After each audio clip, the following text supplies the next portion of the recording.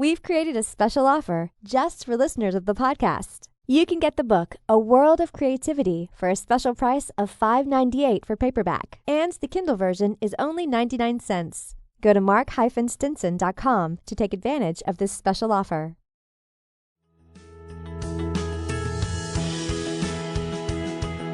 Tap into your most original thinking. Organize your ideas and create the opportunities to launch your creative work. Unlocking your world of creativity with best-selling author and brand innovator, Mark Stinson. Welcome back, friends, to our podcast. And today we're going to explore a part of the world of creativity that I really enjoy, music in a different way, soundtracks to movies and TV. And our guest is Ed Hartman. Ed, welcome to the program. Hi, very nice to be here. Thank you very much, Mark. You bet. Well, Ed is a musician, award-winning composer. He has scored music for film and TV and radio, and his credits on his IMDb page, well, they're longer than my arm. I was going to say they run as long as my arm, but he scored percussion and jazz, pop, rock, Latin, of all sorts of music that you've heard on TV, all your favorite programs and movies. Ed, it's quite a unique path and genre to music, writing the soundtrack, isn't it? Well, yeah, I became a musician really from the start in elementary school, middle and high school especially, and then went to Indiana, got a percussion degree. I've been composing all my life. I didn't get started writing film score. At that time, in the 70s, it wasn't that easy to do it. Although what was so funny about this is I was into Super 8 filmmaking. I still have those cameras.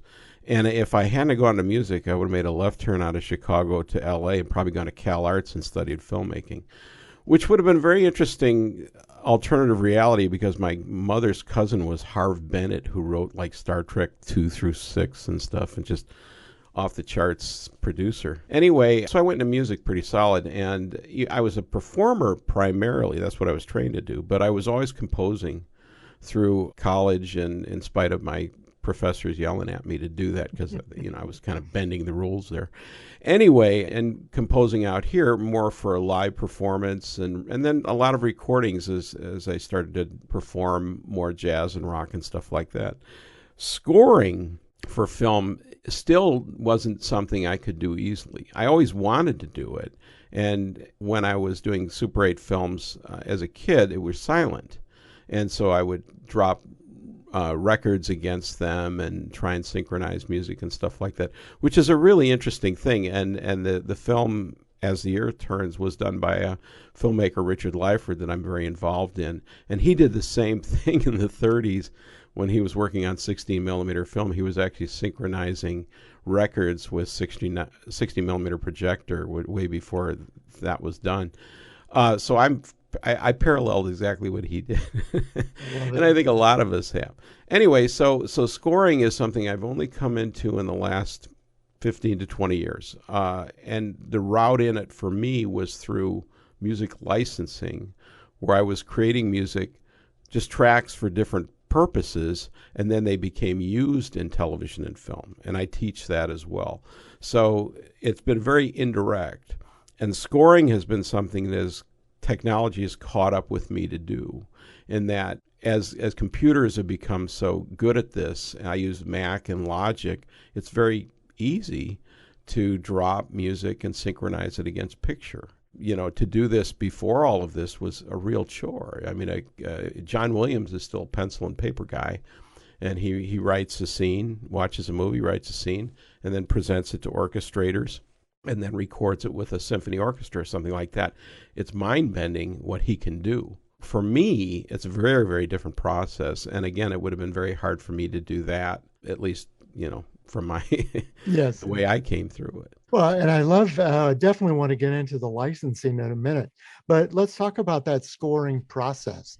You were describing, here, let's watch the silent film, and then let's try to find some music that either dials up that drama, emphasizes the tension, underscores the humor, whatever you're getting a sense in that film.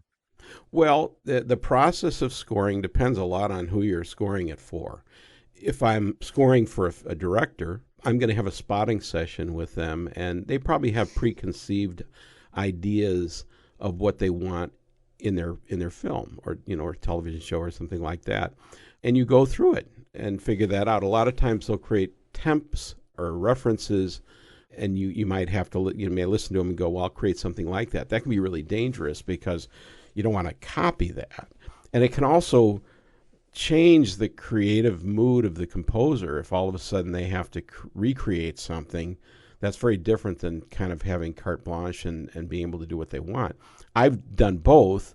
I did there was a web series in Vancouver a few years ago, and I wound up doing kind of a similar piece to Carmina Burana O Fortuna.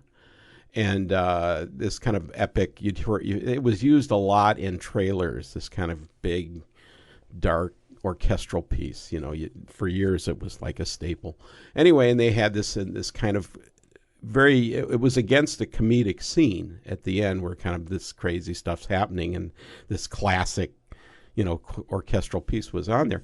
Anyway, they didn't have the budget to license the recording of that. They didn't even know they would have to do that, so I had to kind of train them on all this sort of thing.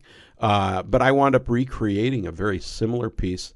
What was really challenging about that was they had already cut the video to that piece, each sequence. So not only did I have to simulate the piece, but I had to synchronize the tempo and each hit point where things are going to happen.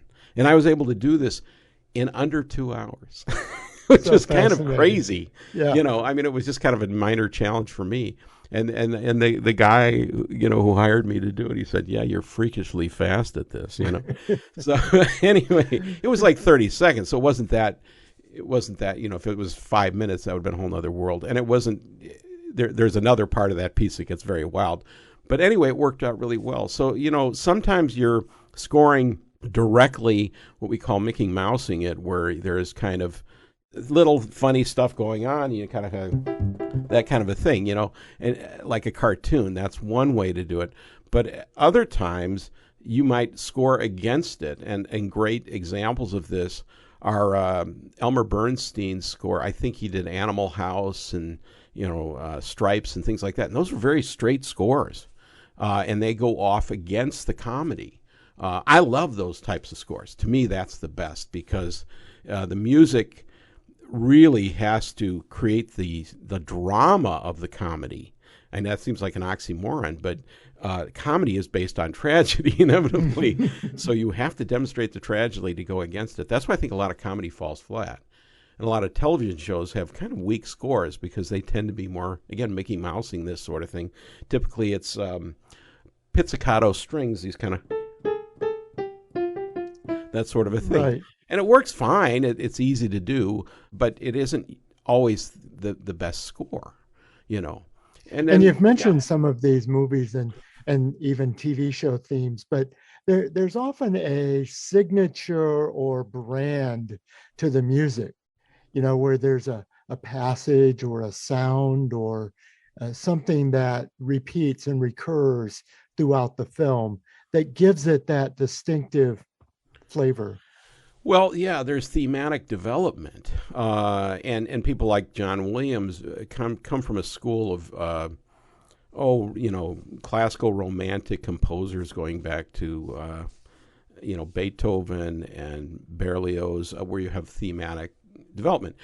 An irony of this is a lot of comments about scoring are that film scores tend to lack development. You listen to a symphony and, a little piece.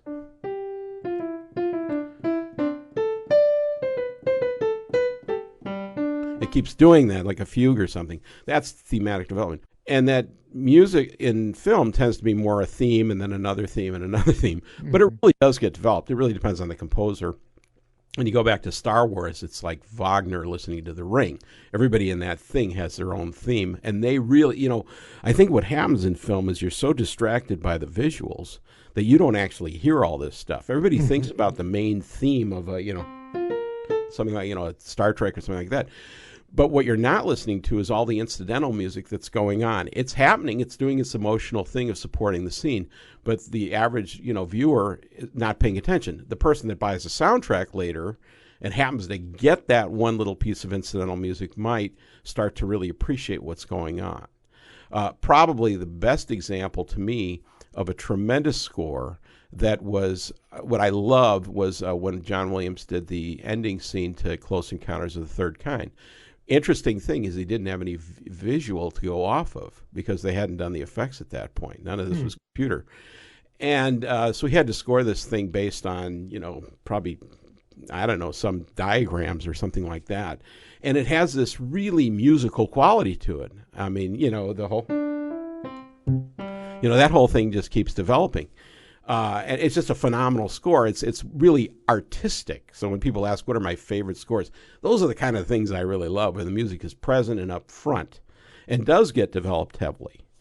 A lot of modern scoring, kind of the Hans Zimmer school, where you have just this kind of, stuff like, hey, I'm not going to minimize what he does. He's a tremendous composer. But it tends to be very pulsing, percussive, and there are themes there, but everything else, there's just, I don't know, the density of that stuff can get pretty intense, It's Right. not, it's a different type of scoring entirely. So again, this really depends on so many, variables, what makes it challenging. Well, it's cool to see behind the scenes of that kind of development. Let's talk a little bit about your current project, Ed, and that is this never before released, I guess, silent film before you added the score, right? Called As the Earth Turns. Yeah, Tell us about that. Well, the backstory on this film is just off the charts. It's crazy. So basically, there was a filmmaker in Seattle in the 1930s who went on to work for Disney and directed an Academy Award-winning documentary about Michelangelo in the 50s. Anyway, he had made about 9 films before he was 20. And his 9th film was called As the Earth Turns. And these were never released because, first of all, he was amateur. He was doing this on his own, just like I was working with Super 8. I mean, in fact, we had a really neat quote from LA Times critic. If Steven Spielberg had a 16 millimeter camera as a kid, this is what he would have done. That's an unbelievable quote. That tells you how interesting this guy, Richard Lyford, was, that he was able to develop a film that this was this mature. And I was thinking about your program, All About Creativity, made me really think about this, because this guy's, what do you call it, the curve of his life, what do you call it? Anyway, like a lot of us, we can be intensively creative early on, and then life gets in the way. We have kids, all the rest of it. And his life was somewhat similar to this. I'm working on a biopic about it. And there's a documentary called It Gets in Your Blood that's in festivals right now that's all about it, too, that I created. And it really demonstrates kind of, again, this incredible period he had early on that taught him all the skills of filmmaking. But he also didn't have anybody breathing down his, ears saying, you got to do this. He was just making fun movies. And this film is really, really fun. It's a 45-minute silent science fiction movie. And again, it wasn't released because he had no way to do it, and he hadn't been in Hollywood or anything like that. It was 16 millimeter. This was the sound era early on, but he had no access to sound, and that was at 35. So he did what he could. He did what was wild is as I scored this film in about a month, halfway through, I discovered the information that he was synchronizing music to his films with dual turntables synchronized to a projector and even camera. He's trying to do voice dialogue with it, too. Anyway, that freaked me out because I was halfway through scoring. That means he had a playlist in mind. I've interviewed his son a number of times, and his son reassured me that I was on the right track because he loved Lyford. His dad loved Dvorak and Tchaikovsky. So anyway, so how this whole thing came about was wacky because in 2013, there were some articles in the Classic Horror Film Board. You're going to be tested on this after this. Excellent. Anyway, a couple of really savvy film historian guys on this film board, they found this weird old Halloween video. Everything's timely here. Let's see if I can figure this out. Mm-hmm. And it's called, I can't figure it out anyway. What is it? Monsters Crash the Pajama Party. Anyway, Halloween video made by this company, Something Weird, kind of exploitation video and stuff like that. Anyway, there was a couple of scenes in there. They were trying to figure out who this guy was. They discovered it was Richard Lyford. A couple years later, they finally connect with the great niece of Richard Lyford, and this starts the ball rolling. She winds up connecting with Lyford's son, her relative, and winds up taking over the film estate. All right, so I'm teaching drums and percussion. I closed my drum shop after 25 years, pre-pandemic, thank God. And she's taking some percussion lessons from me. And she sees I put on a little scene of Buster Keaton. I set a kind of a Danny Elfman style score to just for demo. It's a really nice scene, and the music perfectly fit. And she saw that. She says, I got this old movie. I'm interested. Would you like to score it? And that's how this started. Okay. You cannot make this up. No, this is out of the movies. This could be a movie, yeah. Yes. Who knows? So anyway, so she hired me to do this, and it came out pretty well. We had it mixed professionally at a post studio in Seattle, and then we put it on a festival run. Originally, it was just going to be a little archive movie for the family, but it kept coming out really, really good. It got into a lot of festivals. I mean, a lot of festivals, and 122 or something. And then it won a lot of awards. I went to a lot of festivals and presented it. We did a spectacular premiere in Seattle at the Seattle International Film Festival at the Egyptian Theater, a 1915 building. So the stories are crazy on this thing. And in fact, I discovered more footage from it. I became producer. I now own the film estate of Richard Lyford. It got me inspired to do a documentary about him that's in film festivals right now. And then I'm writing a biopic of the first 20 years to try and highlight that incredibly creative time he had. And that's taken me all over the place in the last few years. In fact, the documentary played at the Chinese Theater in Hollywood a couple of weeks ago, which Very is exciting. mind-bending. It is, isn't it? But, and I think it's interesting how, sort of one domino starts the whole thing. Yeah. And all of a sudden, it's an entire body of creative work. Yeah, and then the whole backstory is on Stage 32. If people go to my website or astheyearthturns.com or Ed Hartman Music, you can figure out your way to it. And that really has it in detail. And to me, I was, again, thinking about the theme of your program. Creativity, to me, is never been that difficult to be that creative. I mean, I've always felt, in fact, my mother's great quote that's resonated in my ears, she was a clinical psychologist. I would do something and she'd go, "Creative is good." That's it, man. That's the simplest thing I can tell you. It's a nice bumper sticker. Yeah, it really is. So anyway, as far as it's a matter of timing, of having things to do and then having the skills needed to do the stuff you want to do. I mean, it's opportunity plus skill. I mean, things like that are happening. In this case, it was a massive proliferation of all of the above. And the serendipity involved, I can't even comprehend to this day. I mean, it's still crazy. And in fact, the weird side stories on this is the actual film, 60 millimeter film that I got a hold of.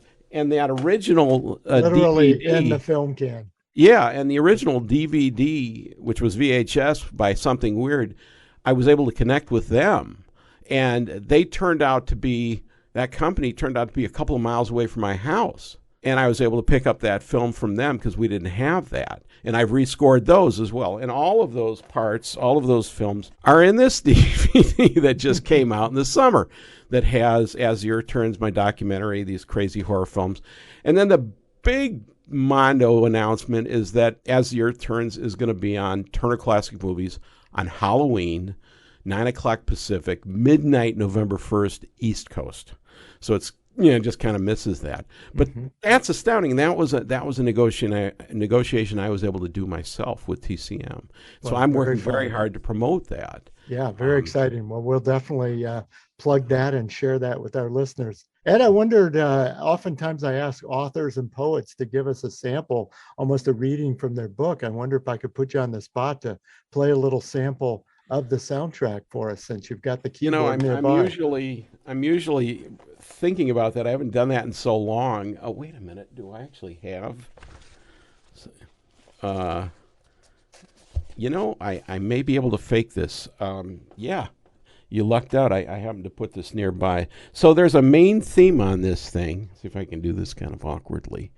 Kind of and this is kind of was somewhat where I started my concepts from. Let's see.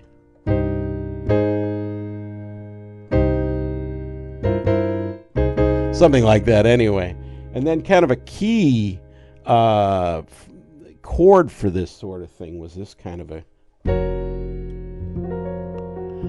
very, very kind of... what's interesting about the score is it's period, but it has modernistic qualities. Well, this is what I wondered. Were you trying to evoke that time period, but also then add your own fingerprint to it? Yeah. The problem with scoring this film and the wonderful nature of it is kind of one of the same. The director died in 1985. Right. So you didn't have this chance to sit and talk about... No, I had no spotting session. And, I may be channeling him. I don't know. I literally have his film stock a few feet away from me.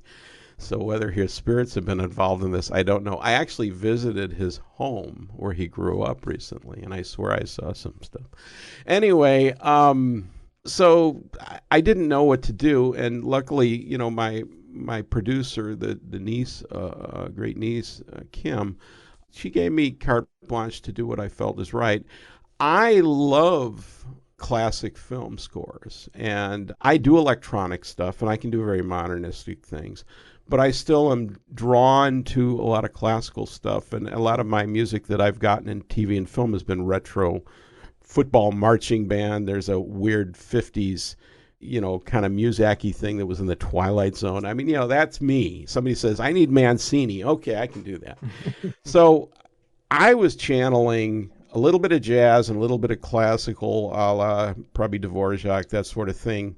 And then I love Bernard Herrmann, and I grew up watching, The Day the Earth Stood Still and all those, the Journey to the Center of the Earth. And he loved using organ, and I put some organ in here at key moments. There's something really surreal and science fiction-y about organ. I mean, it's like the first synthesizers, those low tones.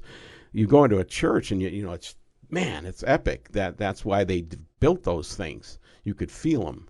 So this score has elements of that. How I went through the process of scoring it is I basically used the keyboard to kind of outline themes and score. There was 24, 25 scenes to this, and each one, took a day or two to do. That's why it took about a month. I first developed a few themes, and then I scored through it, scene by scene, and then started to kind of put stuff back, maybe bounce some themes earlier, just kind of took it that way. And then once I had the piano in place, I started to orchestrate the instruments based on that. But those initial themes were kind of things that kept popping up. Stuff like, there's also more classic sort of thing where you have kind of what we call click music. This is the kind of stuff you tend to hear in a lot of movies where you have kind of stuff like...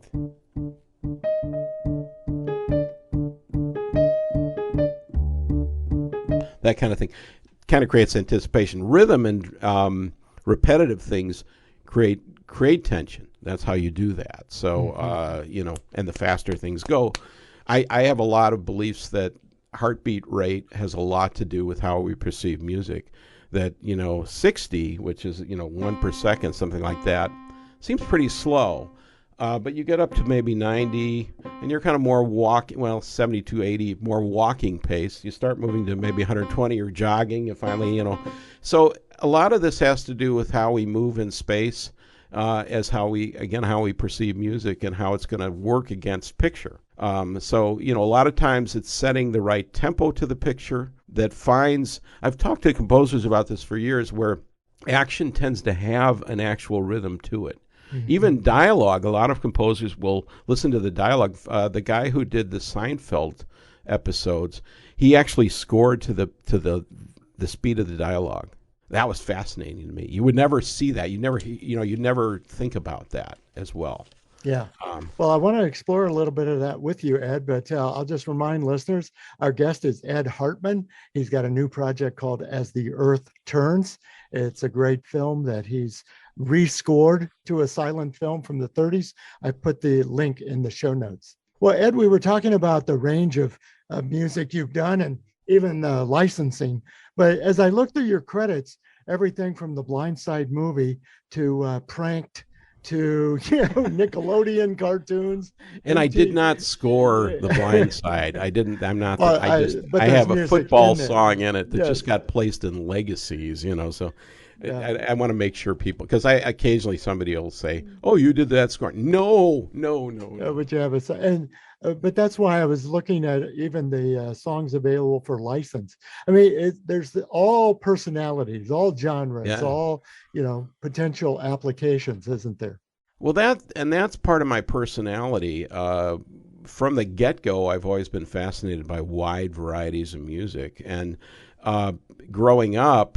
I studied percussion, which of course got me involved in rock, jazz, Latin. You tend to be very eclectic as a percussionist. You can be a classical percussionist, but so many of us get into popular music, and that widens us immediately, as opposed to, say, a violinist, which would really have to work a little bit harder to move away from classical into bluegrass. I went to Indiana, in the southern Indiana, and got into bluegrass music down there, and even country and stuff like that. So to me, it's never been an issue of do I like music or not. What I tend to like is music that I appreciate the skills involved, either as performer or composer. That's what really intrigues me about that. If it actually sounds nice to my ears, that's a bonus to me. I'm a big Zappa fan, and he was very eclectic. People tend to think of him as kind of weird punk rock whatever, but he was writing classical music. He was doing film score before he was ever famous as a popular artist. He would have been a film score composer if certain things hadn't happened in his life.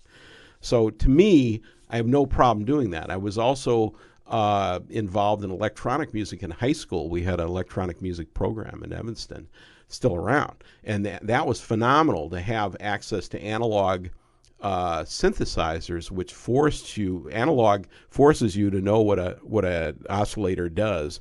It's not like a computer where or an organ or something, we hit it. That's a piano sound. Something synthesized this piano here. It's not a real piano. But in those days, you actually had to reconstruct every sound you wanted to do. And if knobs were not in the right place, you got nothing. I still have those kind of devices floating around out there. So to me, that was a way to expand my universe musically. And I was trained very early on that music is simply organized sound in time. You can add purpose if you want on there, or who determines that, the listener or the composer, the organization itself. So anyway, definitions of music to me are very important, and so I'm not allowed not to accept anything as music in my own reasoning, but I'm allowed to like things and not be so keen on other things. What's interesting about filmmaking as I start to become a filmmaker and interview filmmakers is I'm watching a lot of films now, and I can be very critical of those movies and go, oh my God, I can't believe I just watched that. But then I go, oh my God, they made that thing. They didn't have any money. It's like Richard Lyford back in 1938. How'd they do that? So I'm in awe of anybody that does almost anything creative. I mean, that's the reality of all this. If you want to get galaxy wide on this, what are the chances that any of us create any of this stuff, and get away with it and then die, and does it last beyond our life? I have no idea. Film has this ability now to expand quite a length beyond our lives, just as music did. But composers in the 16, 17, 1800s, they'd write a piece of music. A lot of Bach's music wasn't discovered for 100 years after he died. Could have been lost unless people like Mozart didn't figure it out, and Beethoven. So we have this opportunity to present things that are going to last. I get a little concerned about things because, like, my mother was this great clinical psychologist, was pre-internet, so nobody knows about her. There's no articles or things like that. Maybe a little bit of a bio somewhere out there. But I have massive, internet, stuff out there that's way overboard to who I am. And so, the future will be determined on what we see on the internet. I don't know. But there may be this kind of strange thing that before 1985 or whatever, there's no history. There's books and and they get all scanned, all the rest of it, but it may be unbalanced, and that's a concern of mine. In spite of that, we have this ability to create all this stuff and create a massive amount of content out there.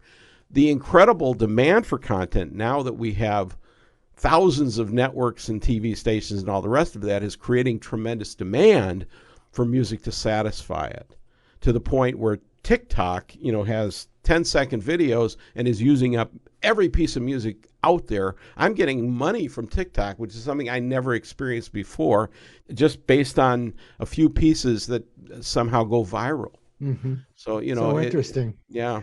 Yeah. And as we think about this, there's all these pieces of films we've been talking about, the composing, the producing, the directing, the acting. In your experience, what is it about that collaborative nature? No film can be produced in a vacuum. No man is an island sort of thing, right? What has been your experience in trying to connect with the people and work as a team to produce this work? Well, Richard Lyford, the reason why I'm excited about making his work so available is he was the original guy. He was the Orson Welles that we don't know about, who was able to put 100 people together in his teens, between family, friends, and stuff like that, and actually create films using analog equipment. He was developing his own 60-millimeter film as well. So, he had to do a lot on his own, but he also had everybody involved as well.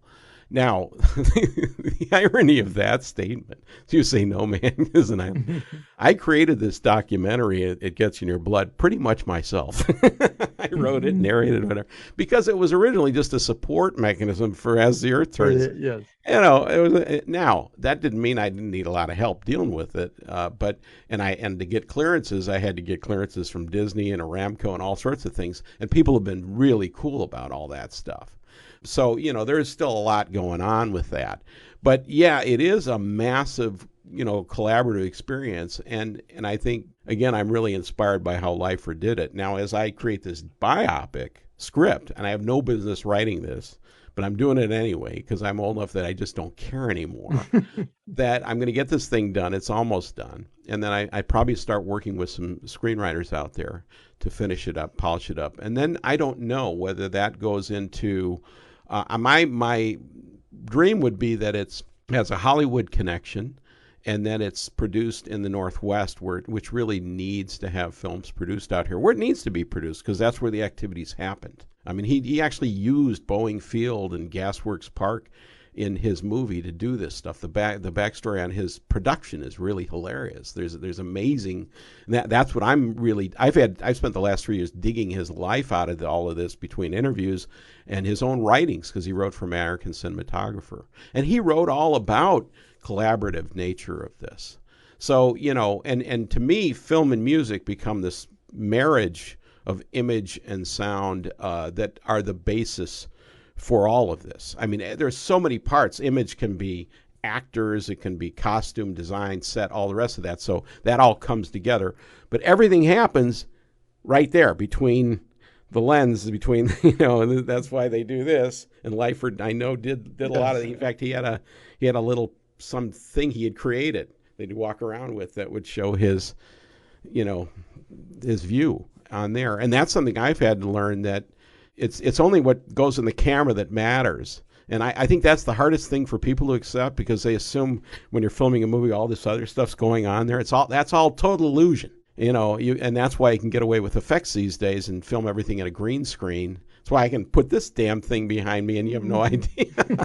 It's freakish, how this stuff works. Yeah, but it's only what appears on the screen. The camera has no peripheral vision. Yes. And what you hear. Well, I think that's been the point of this conversation, is that, what the music can add to what you see, even to your point earlier about driving your heart rate and your anticipation, or, the fun factor in the movie.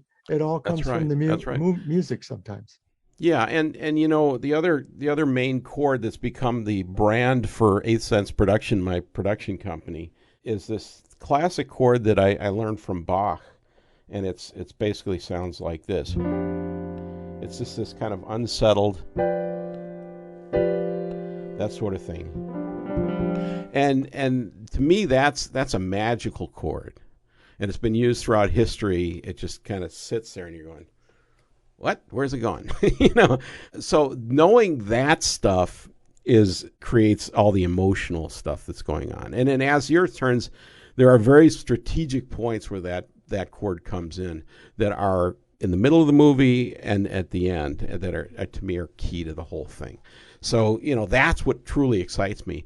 And both of those scenes, to me, are the best scenes in the film. I can point exactly out the moment where that happens, to the 10th of a second that the audience is going to go, wow, and that's really cool. To me, that's the whole point of this, is if you can create that thing, that essence of that. And it has to be a combination of audio visual to do it. Doesn't mean you have to have anything audio, but you can have a visual moment that's that strong, and you can have an audio moment that's that strong as well. And nowadays you have sound design that's so much of this. My biggest concern is that sound design is kind of slowly taking over score. And I can certainly put together an electronic score that's, based on sound effects and drones and stuff like that. And it's fine, it does the job, but I wonder what the other option is. And that's, the filmmakers I want to work with, I'd rather explore those kind of things. I've done the ambient thing. It's okay. I don't mind the money. I'll get paid for it. And it works. But, every once in a while you watch a movie that's scored differently. And you're like, wow. I think what's the chess show on Netflix that was big? Yes, the Queen's Gambit. Queen's Gambit, scored by Carlos Rivera or something. Unbelievable score. And he started with very simple piano, and then it actually talked him a little bit, and it gets more and more complex as it goes, just like the game. So he was trying to mimic stuff that's going on a subconscious level. And I think that's one reason that's such a great series that was created, Wow, terrific. Yeah. Well, Ed, it's been a lot of fun talking to you. I love the backstories of these works that you're putting together. Remind us how we can connect with you and to follow the work and get involved in how this thing is going forward for you. Well, as I said, if you Google me, you'll probably find me. But there is another Ed Hartman who has like a furniture store in the Midwest. But most of it tends direct to me. EdHartmanMusic.com is kind of where all things I do emanate from. And It Gets in Your Blood is the documentary about Richard Lyford, and that there is a page on that website. But if you go to astheearthturns.com, then you see all sorts of stuff about the film, and it has links everywhere as well. So between those two, you can contact me or whatever is necessary. I do teach music licensing as well. In fact, I'm working with a new presenter on that, and we're going to archive that project, so it'll be something that somebody can do as opposed to. I still meet with people one-on-one. Zoom's been great for that because I can share screen and documents and all the rest of that. Well, we'll definitely put all those links in the show notes and definitely encourage people to connect. Yeah. Yeah, and Turner Classic Movies. And it's a great movie to see. It is on Amazon and Tubi. You can see it any time. And if somebody's really hurt and they want to see it, they can contact me, and I'll send them a private link for that as well. And the documentary is actually in a number of festivals that are online, and you can usually catch it some way that way. And again, I can make that available. The DVD that has all of this stuff is available right now on the TCM shop and Walmart and Amazon, all the rest of that. And it came out really well. That's a collaboration. That's part of filmmaking. There's a whole nother level of collaboration that goes on the business side of filmmaking that's off the charts as well.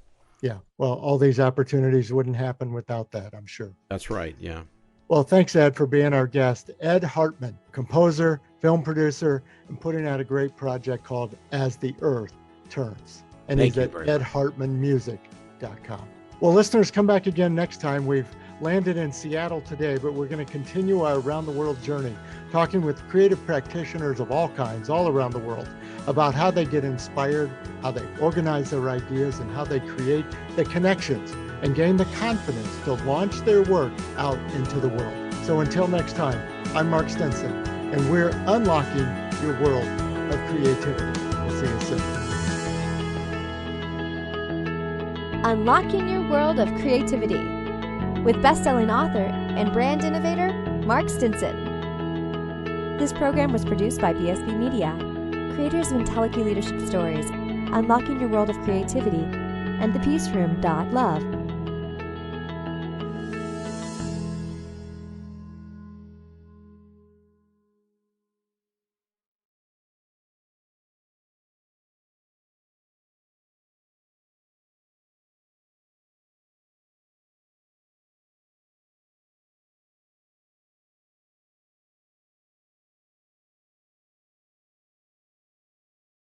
if you like our podcast, here's another show you might like. Turmeric and Tequila with Kristen Olson.